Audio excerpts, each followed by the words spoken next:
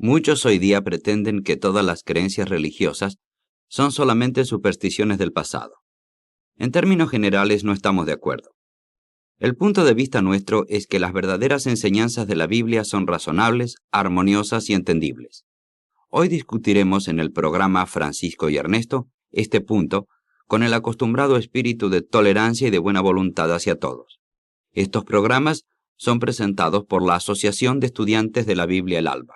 Ernesto, estoy de acuerdo en que las enseñanzas de la Biblia, según se presentan en la palabra de Dios, están exentas de supersticiones, aun cuando durante los 19 siglos de esta era cristiana, muchas supersticiones han sido presentadas como si fueran doctrinas bíblicas. Por eso es importante el que por medio de nuestros estudios identifiquemos las ideas que son ciertas y las que no tienen fundamento en la Biblia, para así lograr ver las enseñanzas de la Biblia en toda su belleza. Me parece, Francisco, que tal tarea es de suma importancia.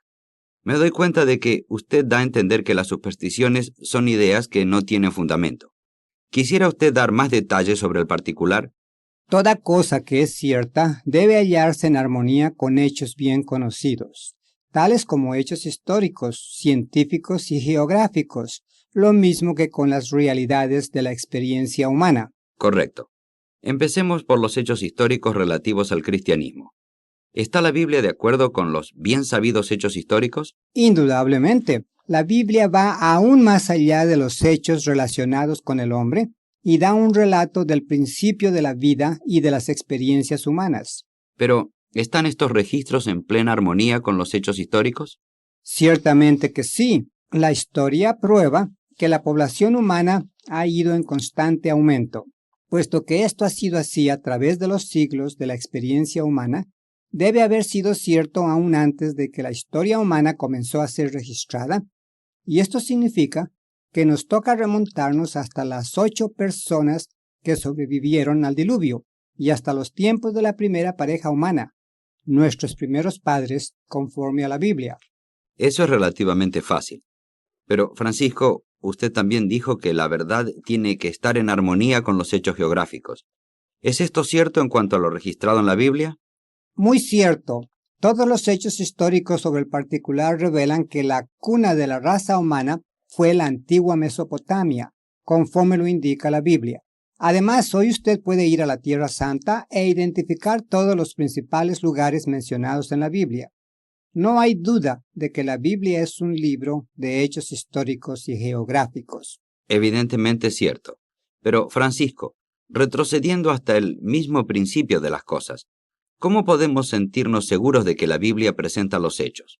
¿Qué me dice con respecto a la historia de la caída del hombre en el pecado y la muerte?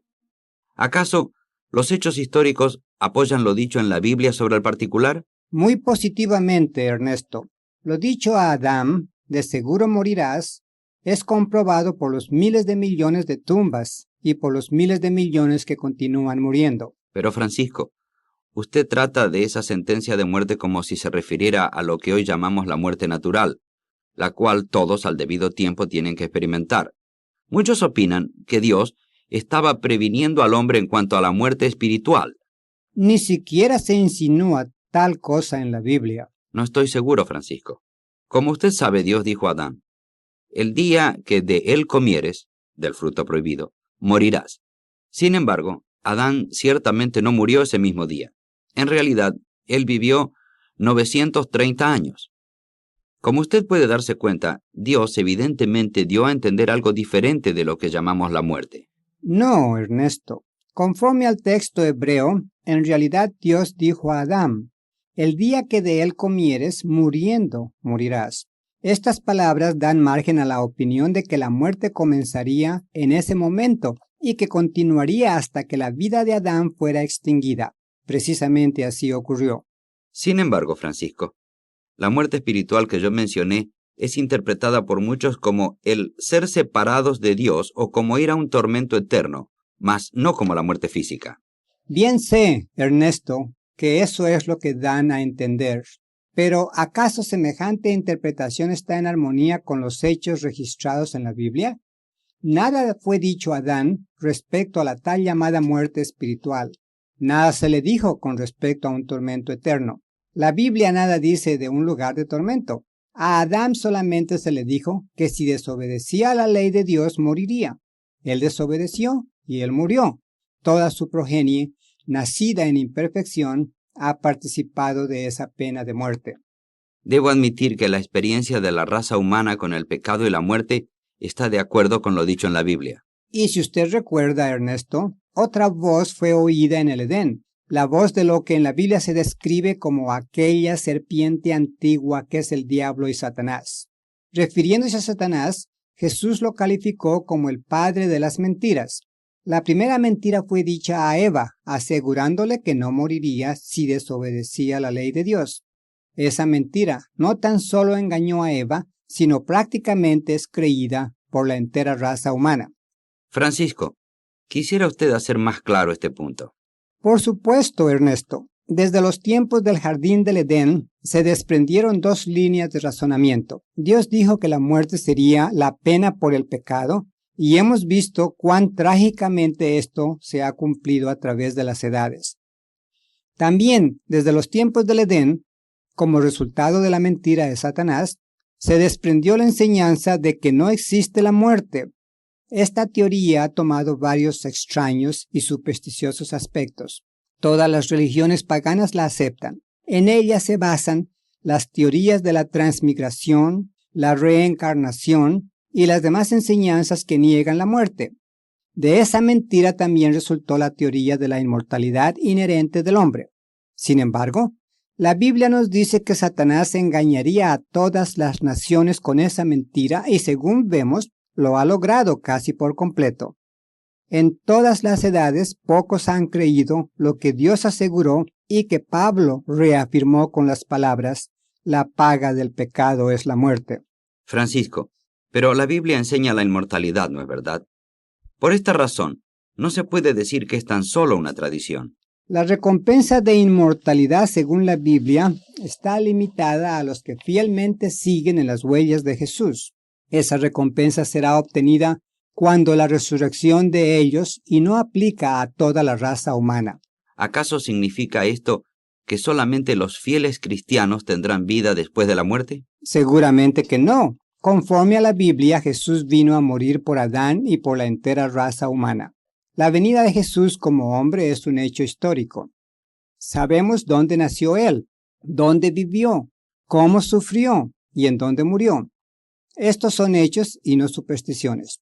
Los discípulos de Jesús testificaron al hecho de que Dios lo levantó de entre los muertos.